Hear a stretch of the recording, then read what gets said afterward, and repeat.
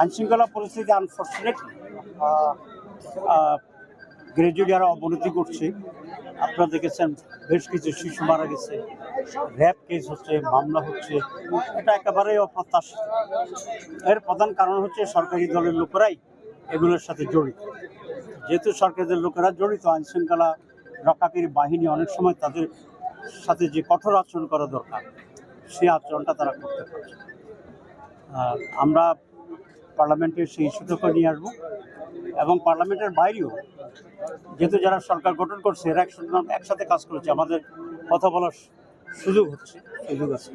আমরা তাদের সাথে আলোচনা করে এই ব্যাপারে আরও কীভাবে শক্ত ভূমিকা পালন করা যায় সেটা করার জন্য প্রচেষ্টা। আমরা চাইব দেশে মানুষ যে আশায় বিএনপিকে ভোট দিয়েছে, যে এখানে একটা নতুন সংবিধান সংস্কার হবে, পার্লামেন্টারি সিস্টেম ডেভেলপ করবে, সকলে মিলে একটা উন্নয়নের বাংলাদেশ গড়ে তুলবে এবং সন্ত্রাস অন্যান্য বিরুদ্ধে, দুর্নীতির বিরুদ্ধে একটা প্রতিরোধ তৈরি হবে।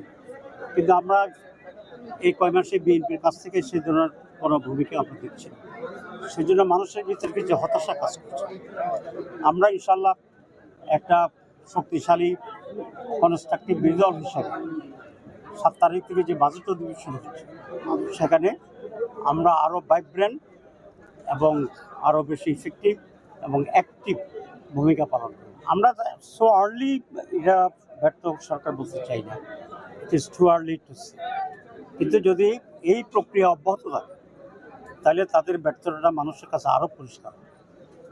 তখন ব্যর্থ সরকার আমরা না বললেও মানুষ এটাকে ব্যর্থ সরকার হিসেবে ট্রিট করে, যেটা দেশের জন্য অত্যন্ত মারাত্মক পরিস্থিতি।